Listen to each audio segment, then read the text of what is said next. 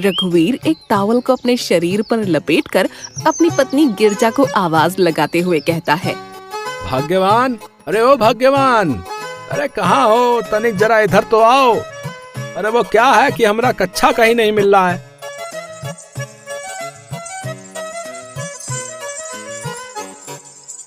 ए जी, क्या है? क्यों इतना गला फाड़कर चिल्ला रहे हैं? बताइए क्या काम है? अरे भाग्यवान, मेरा कच्छा कहाँ पर है? क्या तुमने उसको कहीं देखा है? 1 घंटे से ढूंढ रहा हूँ, ससुरा मिल ही नहीं रहा। उसको तो मैंने अपने पास ही के कूड़ेदान में फेंक दिया है। क्या तुमने मेरा कच्छा उस कूड़ेदान में फेंक दिया? लेकिन क्यों? अरे वो कच्छा सभी जगह से फट गया था। उसमें इतने छेद हो गए थे जितने तो हमारे घर की छलनी में भी नहीं होते। अरे तो अब मैं क्या पहनूं मेरी माँ? अलमारी में आपका एक और नया कच्छा रखा है, अब जाइए और उसको जाकर पहन लीजिए। रघुवीर के वहाँ से जाने के बाद गिरजा अपना सिर पकड़ते हुए अपने आप से कहती है, पता नहीं इस आदमी की कंजूसी कब जाएगी।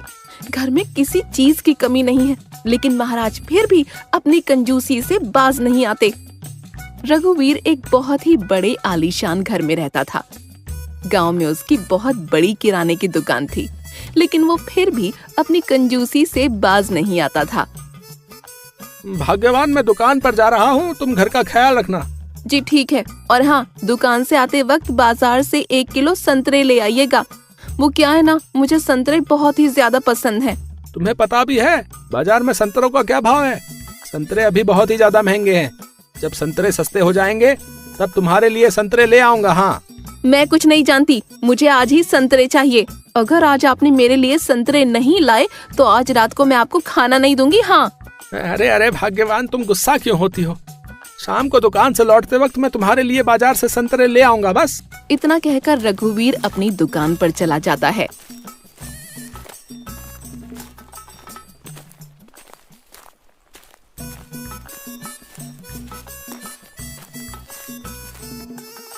और रघुवीर भाई, कैसे हो? कैसे चल रही है आपकी ये दुकान? बस भाई, सब ऊपर वाले की कृपा है। खैर छोड़ो, तुम बताओ कि क्या चाहिए तुम्हें? भाई मुझे 1 किलो चावल दे दो। वैसे क्या दाम है चावलों का? चावल पूरे 30 रुपए किलो है। बताओ कितने दे दूं? भैया मुझे 1 किलो चावल दे दो। फिर रघुवीर उस व्यक्ति को 1 किलो चावल तोलकर दे देता है और वो व्यक्ति रघुवीर को पैसे देकर वहाँ से जाने लगता है। अरे ओ भाई, रुको रुको, आधे अधूरे पैसे देकर कहाँ भाग रहे हो? तनिक इधर तो आओ। क्या हुआ भाई, तुमने मुझे वापस क्यों बुलाया? मैंने तुम्हें 1 किलो चावल दिए हैं और चावल पूरे 30 रुपए किलो है, और तुमने मुझे केवल 29 रुपए ही दिए हैं। 30 रुपए में 1 रुपया भी कम है। भाई लगता है 1 रुपया कहीं गिर गया है। खैर छोड़ो ना, 1 रुपए की आप जैसे धनी आदमी के सामने क्या औकात है? अब क्या आप मुझसे 1 रुपया भी लेंगे? तुम 1 रुपए की ताकत को नहीं जानते। 1 रुपए की माचिस भी करोड़ों रुपए जला सकती है। अगर तुम्हारे पास 1 रुपया नहीं है तो मैं इन चावलों में से कुछ चावलों को कम कर लेता हूँ। और फिर रघुवीर उस व्यक्ति के चावलों को लेकर उनमें से कुछ चावलों को कम कर लेता है और वापस उस व्यक्ति को दे देता है। अब तुम इन चावलों को ले जा सकते हो। पता नहीं इस रघुवीर की कंजूसी कब जाएगी भैया। 1 रुपए के पीछे ज्ञान तो ऐसे बांट रहा था जैसे कहीं का ज्ञानी बाबा हो। कंजूस कहीं का।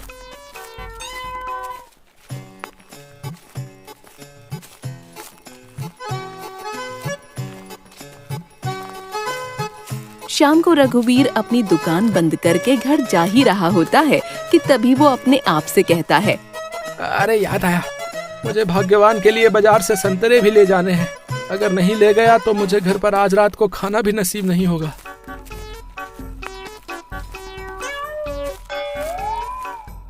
अरे ओ भाई, इन संतरों के क्या दाम है? भैया जी, संतरे अभी बिल्कुल सोने के भाव बिक रहे हैं। कहो तो आपको भी 1 किलो संतरे तोल दूं? अरे साफ साफ कहो ना कि कितने रुपए किलो है संतरे?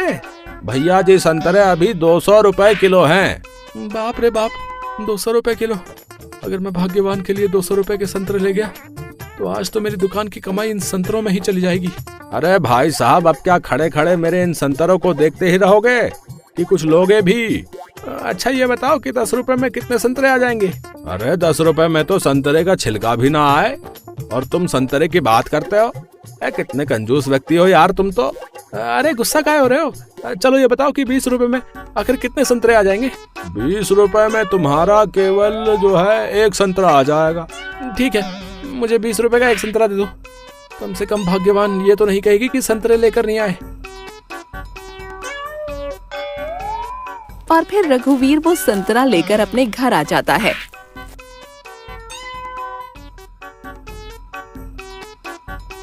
अरे आप आ गए जी, क्या आप मेरे लिए संतरे लाए हैं? अरे हाँ लाया हूँ, 1 मिनट रुको, अभी देता हूँ। और फिर रघुवीर अपनी जेब से 1 संतरा निकालकर गिरजा को दे देता है। ये क्या, मैंने आपसे 1 किलो संतरे लाने के लिए कहा था और आप केवल 1 संतरा लेकर आए हैं। अरे भाग्यवान, तुम्हें पता भी है कि बाजार में संतरों का क्या भाव है? संतरे पूरे 200 रुपए किलो हैं। बाजार में 1 संतरे की कीमत 20 रुपए है। हाँ। अरे तो क्या हुआ, हमारे पास पैसों की कमी है क्या? हे भगवान, क्या करूं मैं इस कंजूस पति का, मैं तो तंग आ गई हूँ इनसे। तुम्हें ये संतरा खाना है तो खाओ, वरना इधर दो, मैं इसको अभी वापस कर आता हूँ। मेरे 20 रुपए भी मुझे वापस मिल जाएंगे, बता रहा हूँ। रघुवीर की ये बात सुनकर गिरजा को चक्कर आने लगते हैं। अरे अरे भाग्यवान, क्या हुआ तुम्हें? उठो।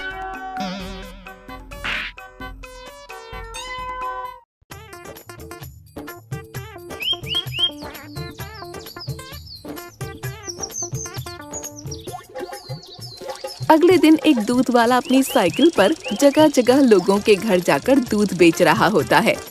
दूध ले लो, गाय का शुद्ध दूध ले लो। अरे किशन दूध वाला आया है, दूध ले लो भैया।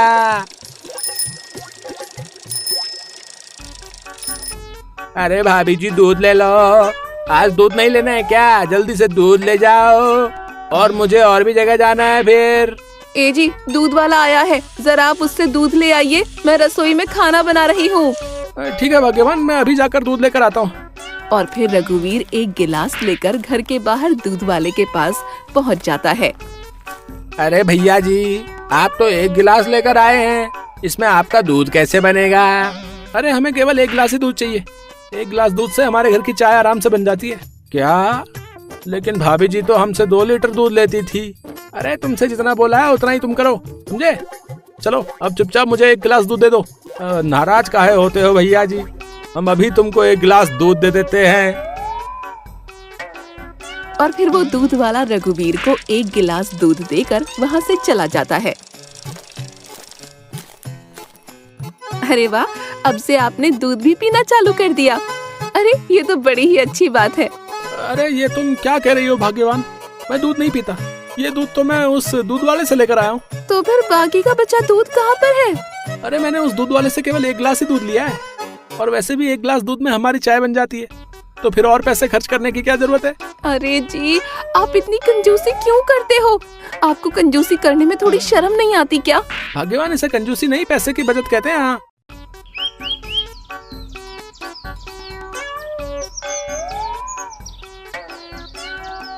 अरे रघुवीर, अरे कहाँ पर हो? जरा इधर तो आओ, मुझे तुमसे कुछ काम है। ए जी, लगता है पिताजी आपको बुला रहे हैं। और तभी रघुवीर जयप्रसाद के पास जाता है। जी जी जी पिताजी, आपने बुलाया, कहिए क्या काम है? बेटा मुझे कुछ पैसे दे दे, मेरे बाल बहुत ज्यादा बढ़ गए हैं, जरा मैं नाई से इन बालों को कटवा कर आता हूँ। अरे अरे पिताजी, इसके लिए नाई के पास जाने की क्या जरूरत है? मैं हूँ ना, मैं आपके बाल काट देता हूँ। क्या सच में? लेकिन तुझे बाल काटना आता तो है ना? हाँ पिताजी, आप निश्चिंत हो जाइए, मैं आपके ऐसे बाल काटूंगा कि आप एकदम हीरो लगोगे, हीरो। हाँ तो ठीक है, अब तू ही मेरे इन बालों को काट दे।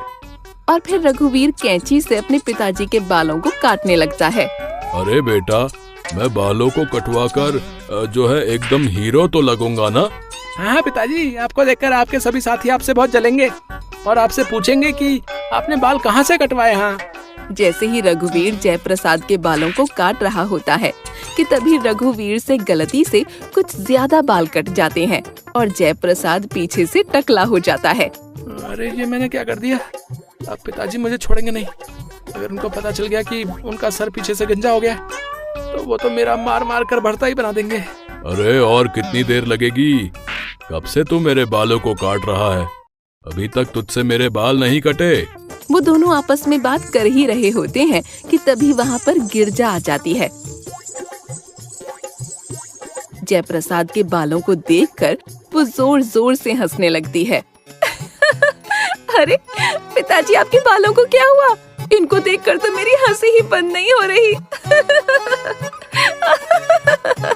अरे क्या हुआ बहू, तू इतना हंस क्यों रही है?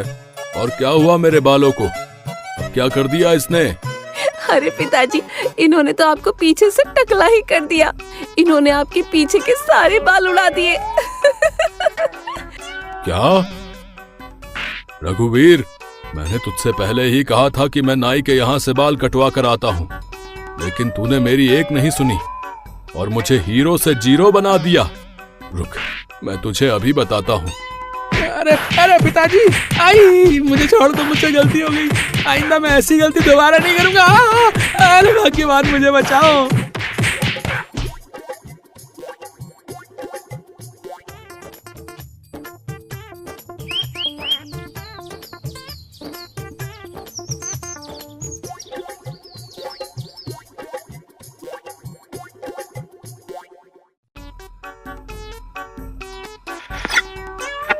अरे इस टीवी को क्या हुआ?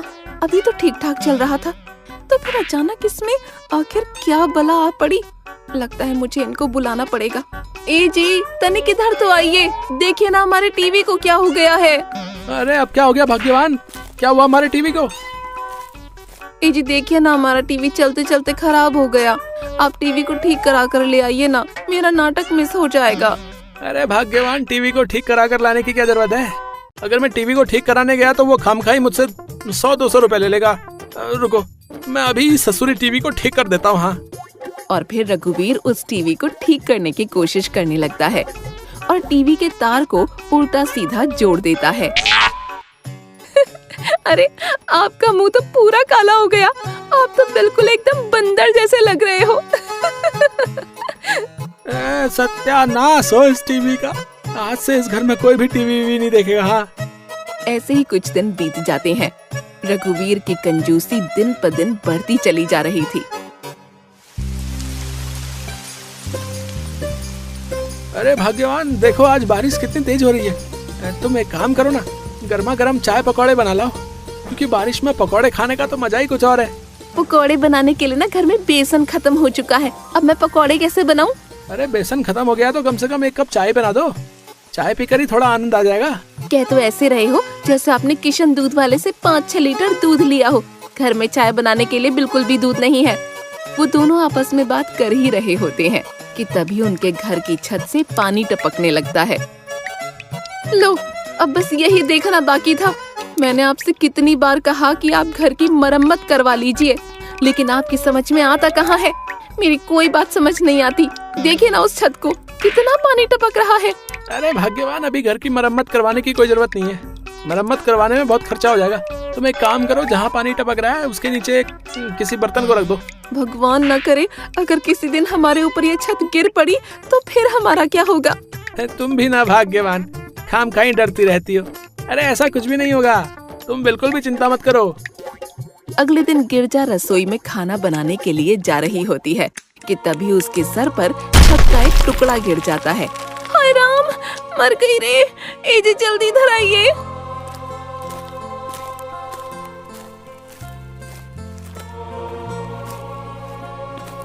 अरे भाग्यवान, क्या हुआ तुम्हें? अरे नालायक, तुझे दिख नहीं रहा है? बहू के सिर के ऊपर छत गिर गई है। अरे भाग्यवान, तुम्हारे सिर से तो बहुत ही तेज खून बह रहा है। पिताजी, हमें जल्दी ही इसको अस्पताल ले जाना होगा। फिर रघुवीर और जयप्रसाद गिरजा को जल्दी से पास ही के अस्पताल में ले जाते हैं। डॉक्टर साहब, मेरी पत्नी को बचा लीजिए, मैं उसके बिना एक पल भी नहीं रह सकता। देखिए, आपकी पत्नी की हालत बहुत ही ज्यादा गंभीर है। उनके सिर में बहुत ही गहरी चोटें आई हैं। हमें उनका ऑपरेशन करना होगा। डॉक्टर साहब, आपको जो भी करना है आप कीजिए, लेकिन मेरी पत्नी को बचा लीजिए प्लीज। आप अस्पताल में 2 लाख रुपए जमा कर दीजिए, तब तक हम आपकी पत्नी का ऑपरेशन करते हैं। और फिर रघुवीर जल्द ही अस्पताल में 2 लाख रुपए जमा करा देता है और डॉक्टर उसकी पत्नी का ऑपरेशन करने लगते हैं। आज मेरी कंजूसी के कारण मेरी पत्नी की यह हालत है। हे भगवान, मेरी पत्नी को बचा लो। अब से मैं कभी भी कंजूसी नहीं करूंगा। देखिए, अब आपकी पत्नी खतरे से बाहर है, लेकिन अभी उनको आराम की सख्त जरूरत है। आप अभी उन्हें थोड़ा आराम करने दीजिए। हे भगवान, तेरा लाख लाख शुक्र है। मैं तेरा ये उपकार जिंदगी भर नहीं भूलूंगा। कुछ दिन बाद गिरजा एकदम ठीक हो जाती है और रघुवीर गिरजा को वापस अपने घर ले आता है।